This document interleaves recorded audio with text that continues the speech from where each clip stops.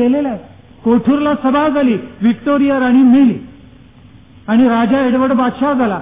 तो झाल्याबरोबर इकडे लगेच आरत्या सुरू झाल्या. Long live the king, long live the queen गेला आता, लॉंग लिव्ह द किंग, अशा आरोळ्या भारतामध्ये सुरू झाल्या. तोच आमचा मायबाप, तोच आमचा रक्षणकर्ता, असं नेमस्त म्हणायला लागले. आणि सावरकर एकदा मध्यंतरी परत आले, कोठूरला आलेले होते. तर कोठूरच्या मनोहरांच्याकडची त्यांची आई होती. त्याच्यामुळे कोठूरबद्दल त्यांना विशेष आस्था आणि प्रेम असणं स्वाभाविक होतं. आणि ते कोठूरला ज्या वेळेला गेले त्यावेळेला नेमकी नेमस्थांची सभा चालली होती. म्हणजे ब्रिटिश आलेले होते त्यांची सभा चालली होती. आणि काय ठराव पास केला की राजा एडवर्ड बादशाह आमचा बापच आहे, असा त्या सभेमध्ये ठराव पास झाला. त्यावेळेला रात्री भिंतीवर लिहिलं गेलं आणि ते सावरकरांनी त्यांच्या अनुयायांनी लिहिलेलं होतं, एडवर्ड बादशाह तुमचा बाप असेल तर तुमच्या वडिलांचं तुमच्या मातोश्रीशी नातं काय, असं त्या भिंतीवर लिहिलेलं होतं उपहासात्मक. म्हणजे अशा थपडा मारल्या तरी या ब्रिटिश आलेल्या ब्रिटिश निष्ठानात जाग येत नसे. एका राव बहादूर एका तुकड्यासाठी हे सगळे ब्रिटिशांच्या मागे धावत असतात. पण प्लेग झाला पुण्यामध्ये आणि अनन्वित अत्याचार झाले.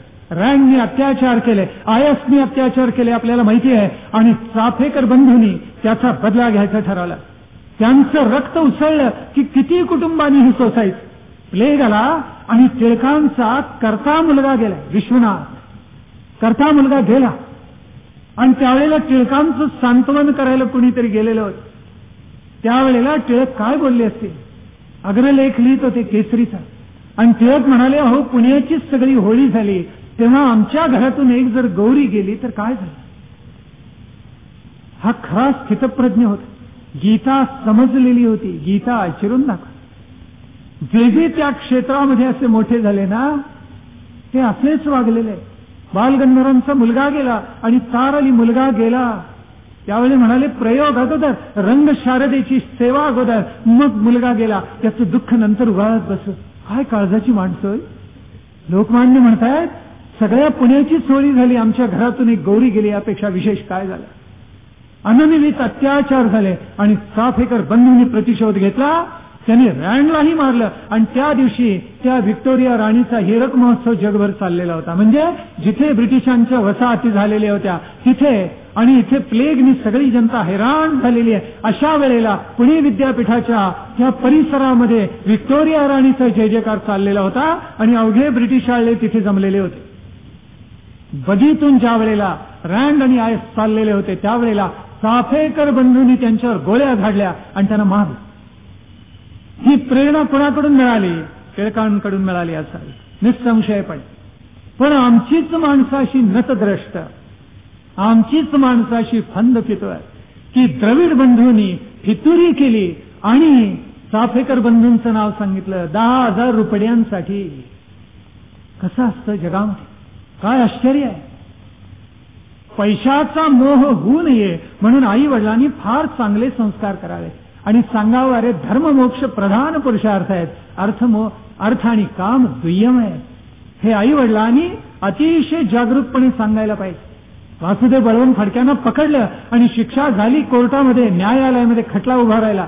आणि त्यावेळेला त्यांचं वकीलपत्र कोण घेणार, कोण विधिज्ञ पुढे येणार, अशी समस्या. त्यावेळेला पुण्यामधल्या सार्वजनिक काकांनी ते वकीलपत्र घेतलेलं होतं आणि सांगितलेलं होतं 72 फाशी गेलो तरी चालेल, वासुदेव बळवंत फडक्यांना वाचवायचा प्रयत्न करेन. ब्रिटिशांच्या विरुद्ध काही करणं म्हणजे आपल्या प्रपंचावर अग्नी कोसळणार ही खुणगाठ असते. त्या काळी सार्वजनिक काका म्हणाले, वाटेल ते झालं तरी बेहत्तर आहे, मी एकच करतो, हे वकीलपत्र घेतो आणि लढतो. आणि लढलेले आहेत. वकील ज्या वेळेला झाले त्यावेळेला विलक्षण घडलं. एका पारशी माणसाचा खटला त्यांनी चालवलेला होता आणि जिंकल्यावर त्या कालखंडामध्ये 19व्या शतकामध्ये सार्वजनिक काकांना त्या पारशी हशिलानं 10,000 चांदीचे रुपये दिलेले होते. आणि सार्वजनिक काकांना हर्षवायू झाला, काय करावं या पैशाचं. असं झालं. आई फार शहाणी होती, हात धरला सार्वजनिक काकांचा आणि म्हणाले, बाळा चल माझ्याबरोबर. देवघरात नेलं. असं त्या कालखंडात देवघर बरं. म्हणून देवघरापुढे नेऊन उभं केले आपल्या मुलाला आणि सांगितलं, पैसा मिळाला, पुढेही मिळेल, वकिली तुझी उत्तम चालेल, प्रतिज्ञा कर, हा सगळा पैसा सत्कार्यासाठी लावशील. सार्वजनिक काकांनी लिहून ठेवले, डोळे उघडले माझे. आईनं जे सांगितलं ते इतकं लोकविलक्षण होतं म्हणून बाजीराव पथावरचं नवा विष्णू मंदिर बांधले त्या पैशातून त्यांनी. आमूलाग्र पालट झाला आणि स्वदेशीचा जणू वसा सार्वजनिक काकांनी घेऊन टाकला. असं घडणारे, अशी करणारी लोकोत्तर मंडळी आमच्या इथे होती. पण हंदफितुरे करणारे द्रविड बंधूंच्या सारखेच होते.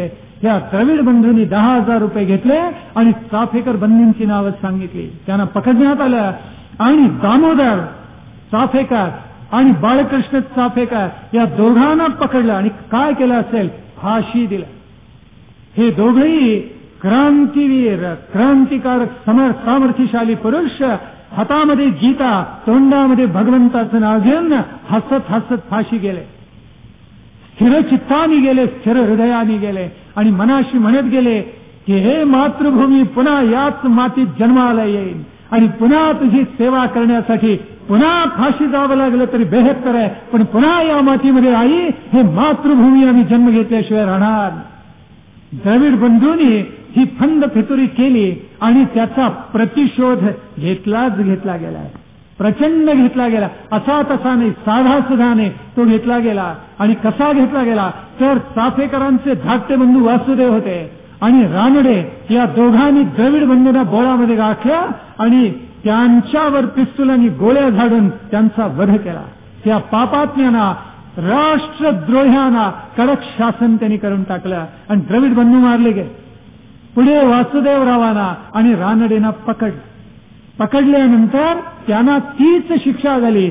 वासुदेवराव आणि रानडे दोघेही फाशी गेले आणि ते असेच गेलेले. हातामध्ये भगवद्गीतेचा ग्रंथ, नैनम छिंदन्ति शस्त्राणि नैनम दहति पावकः वासांसी जीर्णानि यथा विहाय, असं म्हणत भगवद्गीतेचा अलौकिक संदेश आपल्या हृदयामध्ये, आपल्या कंठामध्ये, वैखरीमध्ये धारण करून हसत हसत फाशीचा दोर यांनी गळ्यामध्ये घातला. काय काळीज असेल या लोकांचं. आणि चाफेकरांनी हा जो त्याग केला, चाफेकर बंधूंनी, आद्य क्रांतिकारकांनी ही जी क्रांतीची ज्वाला निर्माण केली, ती स्वातंत्र्यवीर सावरकरांच्या हृदयामध्ये जागली. चाफेकरांनी जो पराक्रम केला त्यामुळे त्यांना इतकं अस्वस्थ व्हायला झालं, झोप येईना. चाफेकरांचा फटका त्यांनी लिहिलेला आहे, इतका सुंदर लिहिलेला, पोवाडा रचला आणि रात्रभर जागा राहून चाफेकरांना जणू आदरांजली ते वाहत होते. आणि त्यावेळेला अण्णांनी त्यांना पाहिलेलं होतं आणि ते पाहून त्यांचा जीव कासावीस झाला. अरे तू एवढा नाजूक सुकुमार असा हा कसला कठोर विचार करतोय, नको रे बाळा त्या मार्गाने जाऊ. म्हणून अण्णांनी विनवणी केलेली होती तात्यारावांची आणि ही विनवणी केल्यानंतर उरला सुरला एक अंश सुद्धा नकारात्मक जो असेल तो त्यांच्या हृदयामधून बाहेर पडला आणि मनोमन प्रतिज्ञा केली आणि चाफेकर बंधूंना आपल्या हृदयामधून अभिवचन दिले आणि सांगितलेलं आहे, आपला वसा क्रांतीचा आणि स्वातंत्र्य लढ्याचा आम्ही पुढे चालू. अशी एक विलक्षण क्रांती ज्योत सावरकरांच्या हृदयामध्ये निर्माण झालेली होती. आणि म्हणूनच वयाच्या 14व्या 15व्या वर्षी हा महात्मा भविष्यकालीन वीरवर स्वातंत्र्यवीर त्या जगदंबेच्या प्रतिभेसमोर उभा राहिला आणि हृदय आनंदाने उचंबळून गेलेला होता. त्या देवघरातलं वातावरण अत्यंत पावन, प्रसन्न आणि गंभीर झालेलं होतं. ती अष्टभुजा जगदंबा आपल्या अनंत हाताने आपल्या आशीर्वादाचा वर्षाव करते असा भाव या वीरवर मुलाच्या मनामध्ये निर्माण झालेला होता. आणि म्हणून गदगदलेल्या कंठानं, अत्यंत पराकोटीच्या दृढनिश्चयानं या 15 वर्षाच्या कोवळ्या या तरुणानं, या मुलानं प्रतिज्ञा केली आणि सांगितलं की जोपर्यंत मातृभूमीला स्वातंत्र्य मिळवून देत नाही, इथे स्वराज्य मिळवून देत नाही, तोपर्यंत मारिता मारिता मरे तो झुंजेन, स्वातंत्र्याचा, क्रांतीचा केतू निर्माण करेन. हे मायभूमी, मातृभूमी, तुला स्वातंत्र्य मिळवून दिल्याशिवाय राहणार नाही.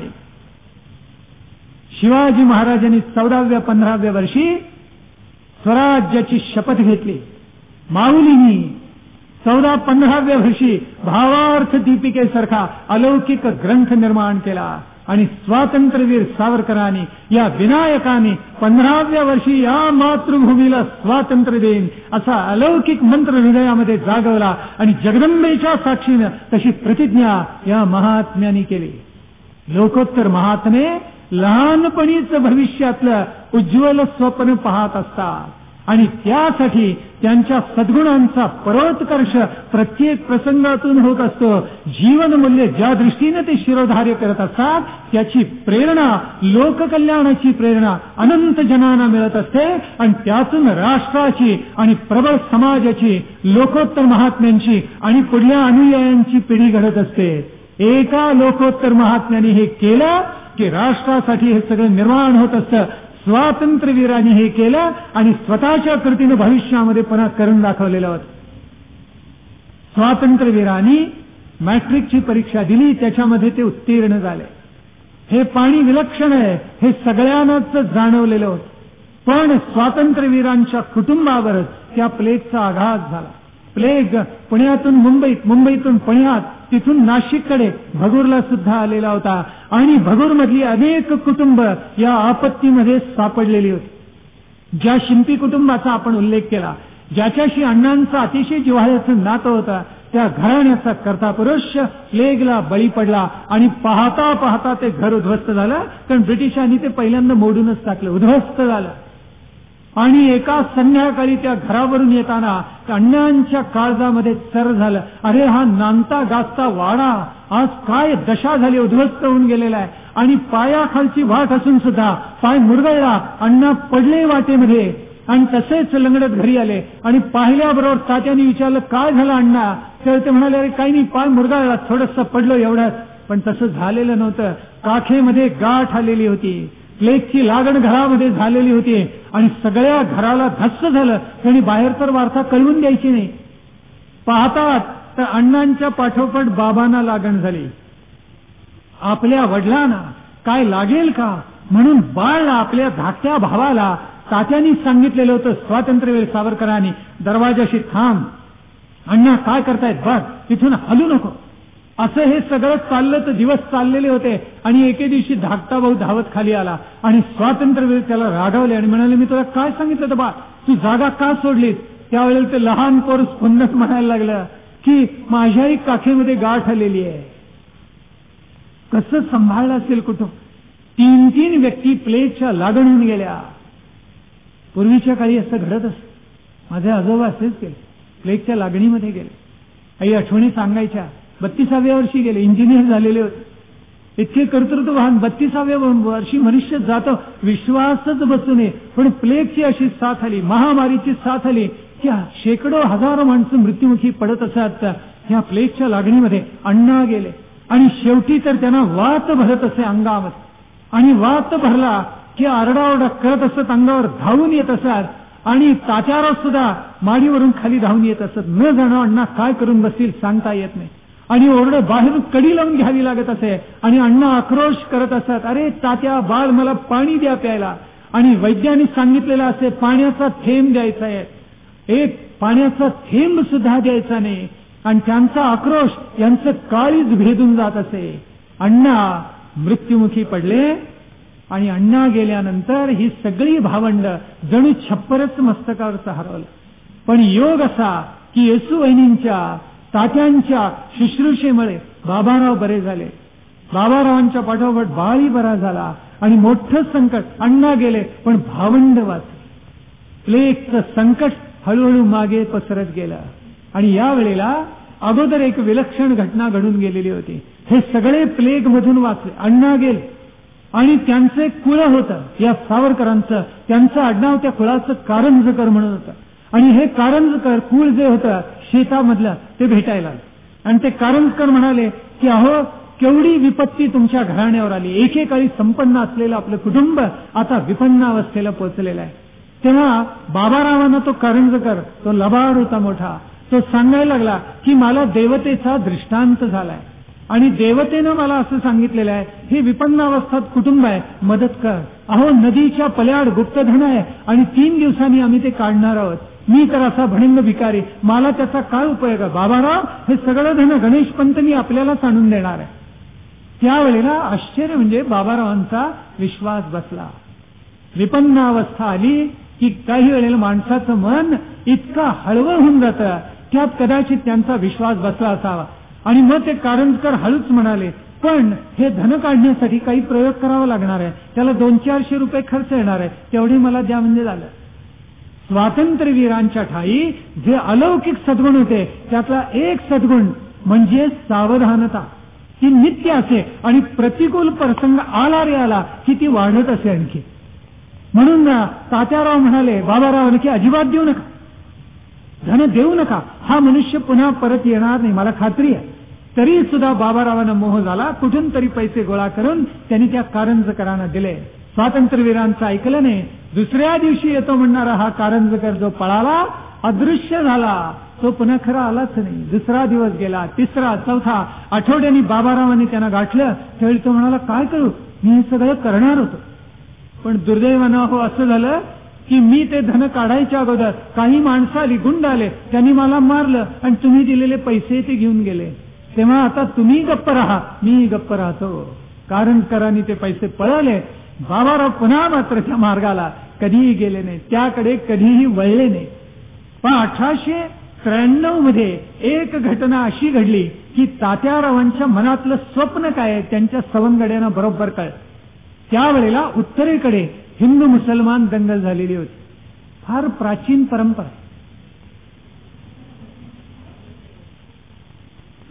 वृत्तपत्र इतकं त्यांना उदाहरण लिहायला दुसरा विषयच नाही. गोधराबद्दल बोलत नाहीत, गोधरा नंतर काय एवढंच लिहितात. गोधराबद्दल कोणी बोलायला तयार नाही. रामसेवक जळले, आमच्या माता भगिनी त्याच्यामध्ये जळल्या, लहान बालकच जळली, याच्याबद्दल लिहित नाहीत. पण प्रतिशोध जो घेतला गेला त्याच्याबद्दल मात्र सारखं गीतेमध्ये म्हटले शंखम दधमऊ पृथक पृथक. तशी सगळी प्रचार माध्यम नियतकालिका त्याच्याबद्दल पुन्हा पुन्हा लिहित आहेत. आणि वृत्तपत्रामध्ये सारखी पत्र येत असतात की समन्वय व्हायला पाहिजेत, मन जुळली पाहिजेत. अरे हिंदू समन्वयात्मकच सहिष्णू आहे. जो राम तोच रहीम असं प्रत्येक हिंदू म्हणतो, पण जो रहीम तोच राम असं म्हणणारा जगातला एक मुसलमान तुम्ही मला शोधून दाखवा. आजपर्यंत एकानेही असं म्हटलेलं नाहीये की जो रहीम तोच राम, जो राम तो रहीम सगळेच म्हणतात. इतके आमचे हिंदू सहिष्णू आहेत. ही परंपराच आहे भारतवर्षाची. पण 1893 साली दंगा झाला आणि त्यावेळेला स्वातंत्र्यवीराने हे कळलं. त्यावेळी त्यांनी आपली बालसेना सगळी गोळा केली आणि तिथे गावाजवळ एक मशीद होती, त्याच्यावर हल्ला केला, दगडफेक केली, काही मोडलं तोडलं आणि विजयी मुद्रेनं हे सगळा बालचमू परत आला. त्यावेळेला गावातल्या लोकांना कल्पना आली हे पोर कुठल्या दिशेनं प्रवास करते. तेव्हा गावामधले काही जण म्हणायला लागले थांब, भटाचा पोर काय तुझ्या मुखामध्ये मासा कोंबतो थांब. पण स्वातंत्र्यवीर फार सावध होते, तो प्रसंग त्यांनी कधी आणू दिला नाही. फार चतुर आणि अत्यंत हुशार होते. 1899 साल आलं आणि 1893 साली अमेरिकेला गेलेले विवेकानंद परत आले ते आणि त्यांच्या व्यक्तिमत्वाचं कर्तृत्वाचं प्रचंड प्रभाव सगळ्या समाजावर पडलेला होता. हा प्रभाव त्यांच्यावर असतानाच गंमत झालेली होती मोठी. प्रत्यक्ष सावरकरांच्या कुटुंबामध्ये बाबाराव हे विवेकानंदांच्या विचारांनी अत्यंत भारून गेलेले होते. राजयोग विवेकानंदांनी जी पुस्तिका लिहिलेली आहे त्याची त्यांनी पारायण केलेली असावी, ऐकलेला असावं, अभ्यास केलेला असावा आणि कुंडलिनी आपली जागरूक व्हावी. आपण योगाकडे जावं, योग हेच आपल्या जीवनाचं माध्यम व्हावं, हेच लक्ष अंतिम असावं असा विचार करायला त्यांनी प्रारंभ केलेला होता. पण बाबाराव या मार्गाकडे वळणार एवढ्यात प्लेग आला आणि प्लेग आल्यामुळं स्वातंत्र्यवीर सावरकरांच्या कुटुंबाला वेगळंच वळण लागून गेलं. अन्यथा बाबाराव कदाचित योगी सावरकर म्हणून प्रख्यात झाले असते.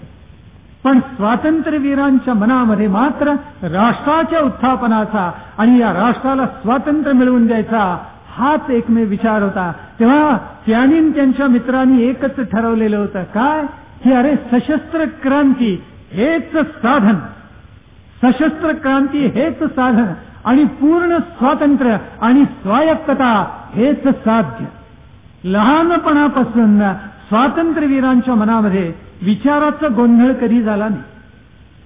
तो गांधींच्या मनामध्ये फार असावा आणि म्हणून स्वातंत्र्यवीरांनी जे लेखन केले त्याच्यामध्ये एक प्रकरणच आहे मोठं, गांधी गोंधळ असंच नाव आहे. त्यांनी किती परस्पर विरोधी विचार व्यक्त केले आणि आपल्याच वचनाला किती परस्पर छेद दिला याचं वर्णन सावरकरांनी त्याच्यामध्ये केलेलं आहे. पण इथे भावार्थ असा की सशस्त्र क्रांती हेच साधन आणि पूर्ण स्वातंत्र्य आणि स्वायत्तता हे साध्य याच्याबद्दल सावरकरांच्या मनामध्ये कधीही संदेह नव्हता.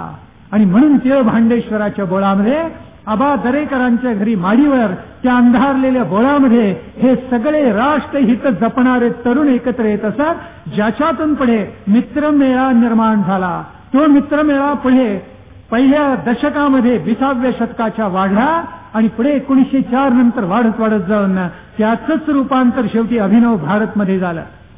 आबा हे पांगळे असत, दरेकर पांगळे असले तरी ईश्वराने त्यांना इतकं भरभरून दिलेलं होतं की ते त्यांनी उचललं. प्रतिभा त्यांची फुलत गेली आणि कवी गोविंद या नावाने ते प्रख्यात झाले. मुख्या मनाने किती उधळावे शब्दांचे बुडबुडे, मुख्या मनाने किती उधळावे शब्दांचे बुडबुडे, तुझे पवाडे गातील पुढती तोफांचे चौघडे. टिळकांचे कट्टर अनुयायी स्वातंत्र्यवीर होते आणि कवी गोविंदही होते.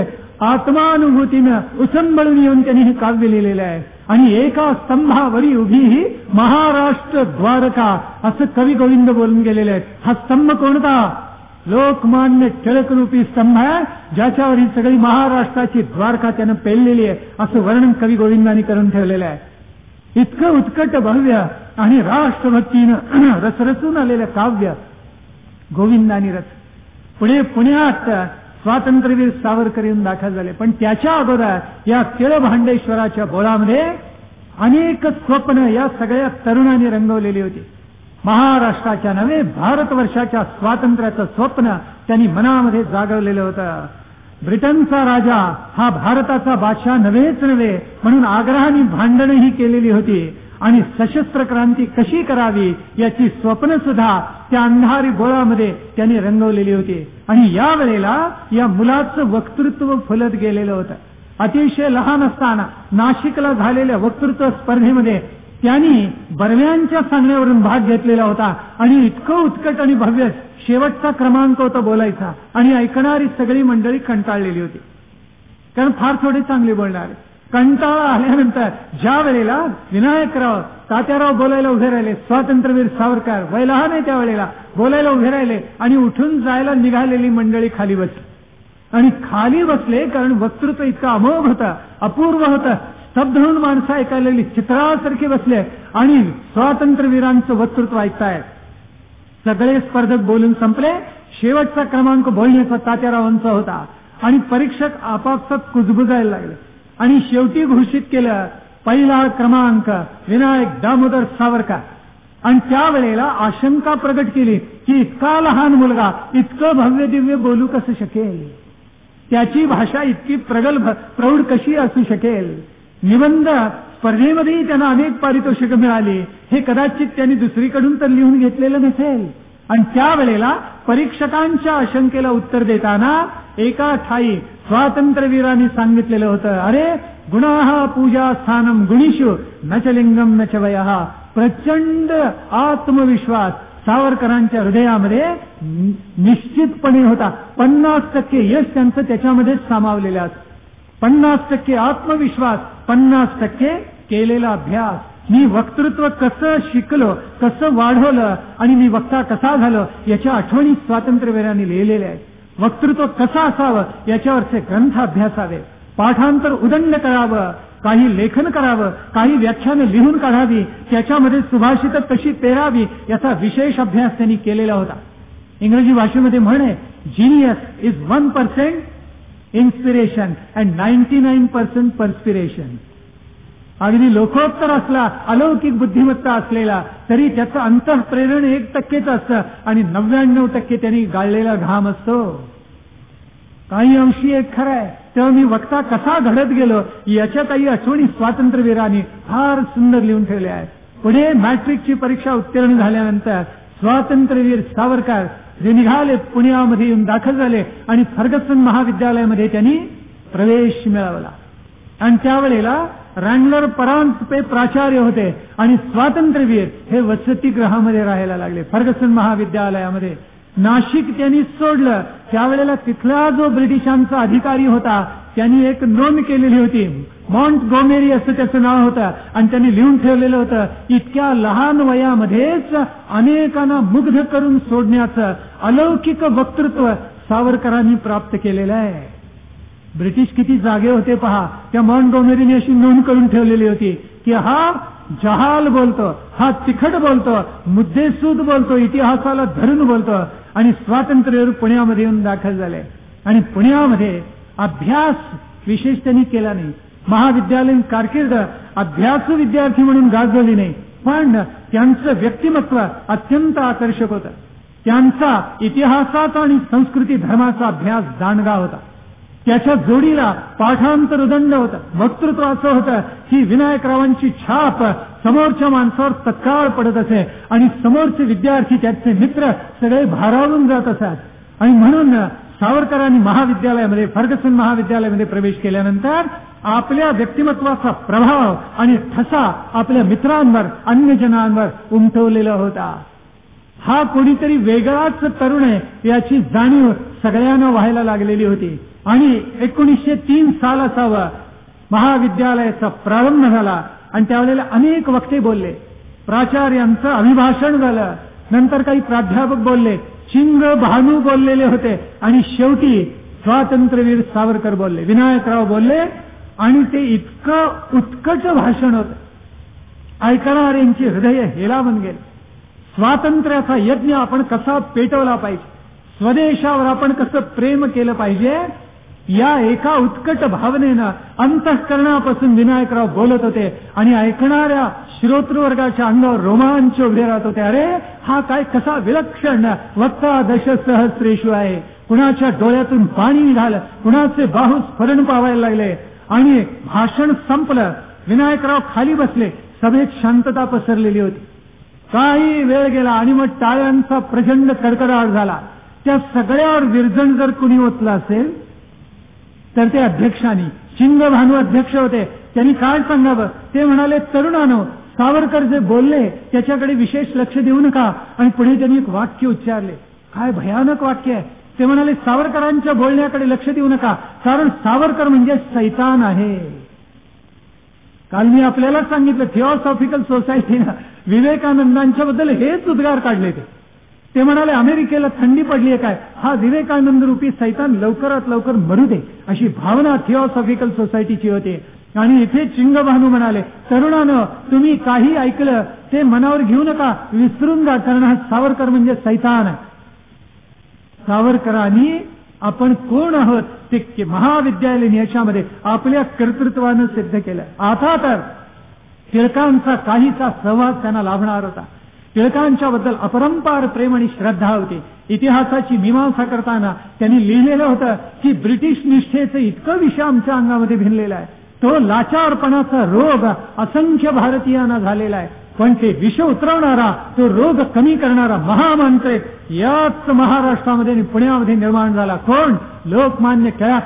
हे स्वातंत्र्यवीरांनी लिहिलेलं होतं. आणि म्हणून आता स्वातंत्र्यवीरांचा सहवास आपल्याला लाभणार अशी खात्री त्यांना झालेली होती. पुण्यामध्ये आले आणि सगळ्यावर प्रभाव पाडला. पण जसा विवेकानंदांनी सर्व पाश्चात्य तत्वज्ञानाचा, इतिहासाचा, वाङ्मयाचा अभ्यास केलेला होता, तसा स्वातंत्र्यवीरांनी सुद्धा केला. त्यांना स्कॉट आवडत असत. शेक्सपियरचा त्यांनी सखोल अभ्यास केलेला होता. मिल्टनचं पॅराडाइज लॉस्ट त्यांना पाठ होता, कळला म्हणून दाखवत असत. जे जे चांगलं आहे वाङ्मयीन ते उत्कट भव्य आपल्या मनामध्ये, बुद्धीमध्ये ते धारण करत असत. पुढे तर स्पेन्सरचा अज्ञेयवाद सुद्धा त्यांना आवडलेला होता. त्याची चिकित्सक विवेचक पद्धती आवडली, संवाद करण्याची पद्धत आवडलेली होती. अज्ञेयवाद त्यांनी हृदयामध्ये धारण केलेला होता, कारण तर्कशुद्ध प्रतिपादनाला तो विशेष उपयोगी पडत असे. म्हणून हे सगळं अभ्यासातून विनायकराव शिकत होते. आणि मग प्रसंग असा आला की एक पुढले वर्ष 2 वर्ष मध्ये गेली आणि 1 ऑक्टोबरचा दिवस होता. सावरकरांनी आपल्या मित्रांना आणि पुणेकरांना आवाहन केलं की आपण परदेशी सगळ्या कापडांचा त्याग करूया, त्या सर्व वस्त्रांची आपण होळी करूया. आणि त्यांना प्रचंड भरघोस प्रतिसाद विद्यार्थी वर्गाकडून मिळाला. हा प्रतिसाद ज्यावेळी मिळाला त्यावेळेला लोकमान्य टिळक पुण्यामध्ये नव्हते, ते परगावी गेलेले होते. तेव्हा सर्वांनी असं ठरवलं की आपण लोकमान्यांचा विचार घेऊया आणि मग काय करायचं ते करूया. ठरलं. 6 तारखेला लोकमान्य टिळक 6 ऑक्टोबरला 1906 परत आले. बंगालच्या फाळणीचा उद्घोष झालेला होता आणि उत्तर भारत पेटून उठलेला होता आणि लोकमान्यांनी त्याच्यावर अग्रलेख लिहिलेले होते केसरीमध्ये. आणि त्यावेळेला स्वातंत्र्यवीर जाऊन भेटले. लोकमान्य वडील आहेत, त्यांना मोठे आहेत वयाने. लोकमान्यांना लोकमान्यताही प्राप्त झालेली आहे. केसरी दुमदुमतंय. लोकमान्यांचं नाव भारतवर्षामध्ये दुमदुमलेलं आहे. आणि अशा वेळेला सावरकर त्यांना भेटायला गेले आणि ते म्हणाले, असं आवाहन केलेलं आहे तेव्हा आपण आम्हाला मार्गदर्शन करावं. सावरकरांचं पाऊल एक जसं पडत होतं त्याच्या पुढे एक पाऊल लोकमान्यांनी टाकलं. ते म्हणाले, परदेशी कापडांची होळी करणार का? मग थोडे कपडे जाळू नका, प्रचंड होळी झाली पाहिजे. हजारो कपडे आणा आणि जाळा, असा आग्रह सावरकरांच्या जवळ टिळकांनी केला. आणि इतका आनंद झाला सावरकरांना. खरोखर हजारो परदेशी कपडे गोळा करण्यात आले. रे मार्केट पासून ही सगळी मंडळी निघाली. लकडी पूल, संभाजी पूल आपला ओलांडला आणि मग त्या कपड्यांची सगळी होळी करण्यात आली. प्रचंड. त्यावेळेला टिळक कदाचित सावरकरांचं मन पाहायचं असावं. ते म्हणाले, होळी एके ठिकाणी करूया आणि सभा दुसरीकडे करू. मग सावरकर म्हणाले, होळी करायचा हेतूच गेला. मला हे अमान्यच आहे. जिथे परदेशी कपड्यांची होळी होईल तिथेच आपली सभा व्हायला पाहिजे. आणि कदाचित लोकमान्यानं कौतुक वाटलं, त्यांनी मान्यता दिली. हा तडफदार तरुण कसा आहे हे त्यांनी ओळखलेलं होतं. लोकमान्यांना माणसांची परीक्षा फार होती.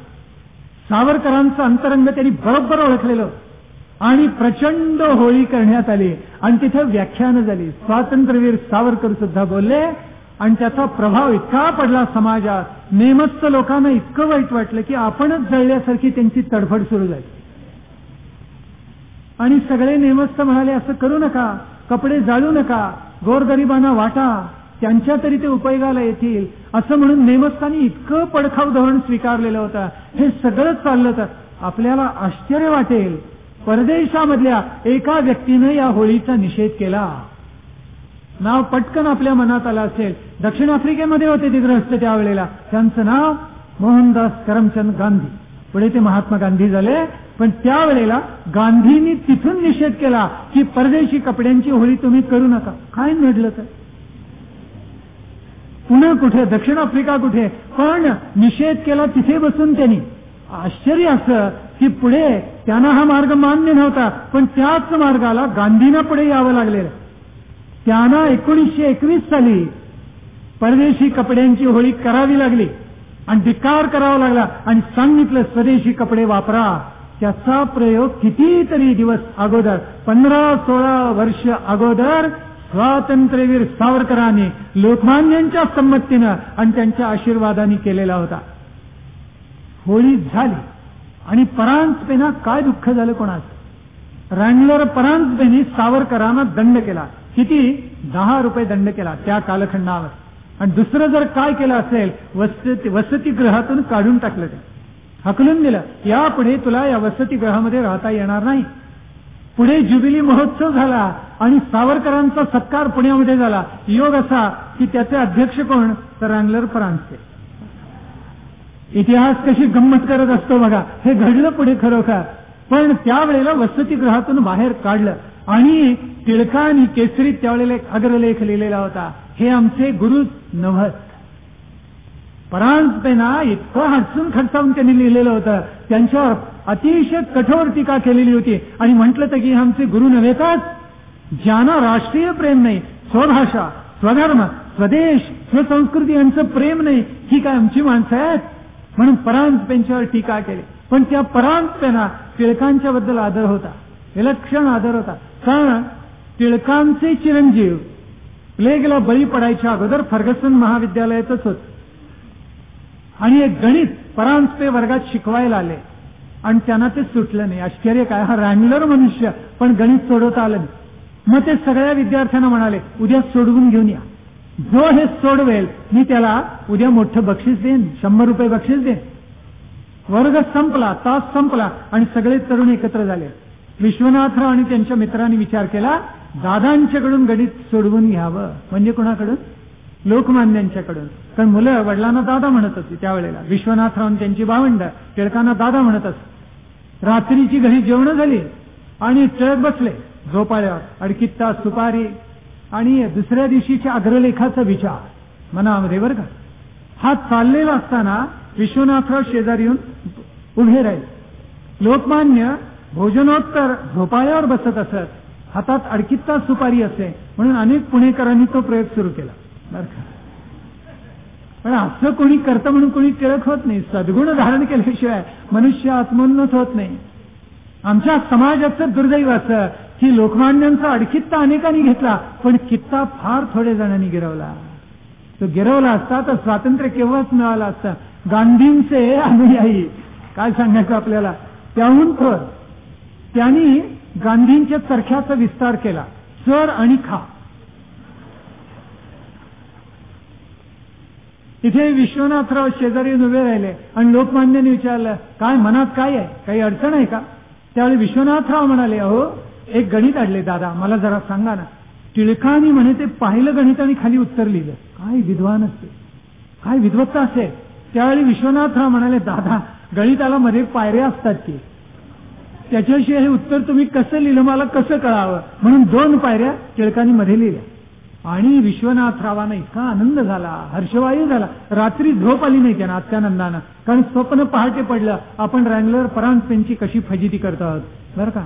दुसरा दिवस उजाडला आणि परांजपे विचारलं, तास भरला, वर्ग भरला, कुणी सोडवले गणित, कुणी हात वर केला. सगळा फळा भरून 25-30 पायऱ्या लिहिल्या. परांजपेंनी गणित सोडवलं आणि शेवटी म्हणाले, तुम्ही कोणी प्रयत्न केला नाही याचं मला फार दुःख होतं. त्यावेळेला विश्वनाथराव उभे राहिले आणि ते म्हणाले, सोडवलं कसं नाही, मी सोडवले आणि इतक्या पायऱ्या कशाला लिहायला लागतात, 2-3 पायऱ्यात मी उत्तर लिहिले. त्यावेळेला परांजपे हसले, म्हणाले, विश्वनाथराव इकडे या. बोलवले त्यांना वरती व्यासपीठावर आणि जवळ आल्यानंतर म्हणाले, बघूया जरा. वही आपली हातामध्ये घेतली, ती पाहिली आणि परांजपे मला वाटते आयुष्यात एकदाच रडले असावे ते या प्रसंगी. फार कठोर, तर्क कठोर होते परांज, रँगलर परांज, गणिती, तर्क कठोर. त्यांनी ती पाहिली वही आणि त्यांच्या डोळ्यात पाणी आलं अक्षरशः. आणि ते म्हणाले, विश्वनाथराव दादांना आमचा नमस्कार सांगा. गणित कुणी सोडवले कळले आम्हाला. आणि पुढे म्हणाले, लोक आम्हाला रँगलर म्हणतात, पण टिळक म्हणजे रँगलरांचे रँगलर आहे, असे उद्गार वर्गामध्ये परांजपेंनी काढलेले होते. पण इथे प्राचार्य आणि शिस्त मोडली म्हणून स्वातंत्र्यवीरांना सांगितलं की तुम्हाला इथे राहता येणार नाही, काढून टाकले वसतिगृहामधून, 10 रुपये दंड केला. हे कळल्याबरोबर अनेकांच्या पैशाचा ओघ सावरकरांच्याकडे लागला. स्वातंत्र्यवीरांनी दंड तेवढा भरला आणि बाकीचे पैसे ज्यांना गरज होती त्यांना देऊन टाकलं. पुण्यामधल्या पैसा फंडाला त्यातली काही रक्कम स्वातंत्र्यवीरांनी त्यावेळेला दिलेली होती, पैसा फंडाला. पुढे BA ची परीक्षा स्वातंत्र्यवीर सावरकर उत्तम प्रकारे उत्तीर्ण झाले आणि मग त्यांच्या मनामध्ये एक भाव असा जागला की आता लंडनवरच स्वारी करावी, सिंहाच्या गुहेमध्ये जाऊन त्याची आयाळ कापावी असं त्यांच्या मनात यायला. आणि पंडित श्यामजी कृष्ण वर्मा जे भारतीय हिंदू तरुणांना विशेष अनुदान देऊन बोलावून घेत असतात कुठे लंडनमध्ये, त्यांचे एक प्रकटन आलेलं होतं आणि त्या प्रकटनाला अनुसरून स्वातंत्र्यवीरांनी एक विनंती पत्र त्यांच्याकडे पाठवून दिलेलं होतं आणि त्याला प्रशस्तीपत्र कुणाचं जोडलेलं असेल आपल्याला आश्चर्य वाटेल. 2 महापुरुषांचं, एक काळकार शिवरामपंत परांजपे आणि दुसरे होते लोकमान्य टिळक. या दोघांनी यांच्या नावाची शिफारस केलेली होती स्वातंत्र्यवीरांच्या. लोकमान्यांनी तर लिहिलेलं होतं, आपल्याकडे प्रचंड गर्दी असते, ज्यांची नावं येतात त्याच्यामुळे मी विशेष लिहावून शिफारस करावी असं नव्हे, पण ज्यांचं नाव मी शिफारस करून आपल्याला कळवतोय हा तरुण सावरकर राष्ट्रभक्तीनं रसरसलेला आहे. याला दूरवर पाहायची अंतरंगाची आस आहे, ओढ आहे आणि याचं चारित्र्य शेवटी लोकमान्यांनी लिहिले बरं का, याचं चारित्र्य अत्यंत विशुद्ध आहे. लोकमान्य टिळकांच्या चारित्र्याबद्दल ब्रिटिशांना आदर होता. नेव्हिन्सनने लिहून ठेवले, जगाला वाकवलं पण टिळकांना नाही वाकवता आलं.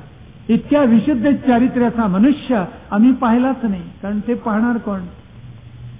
क्लिंटन सारखे भविष्यातले बरं का. म्हणून या तरुणाचं चारित्र्य विशुद्ध आहे, तेव्हा याचं नाव स्वीकारण्यात यावं असं लिहिलं.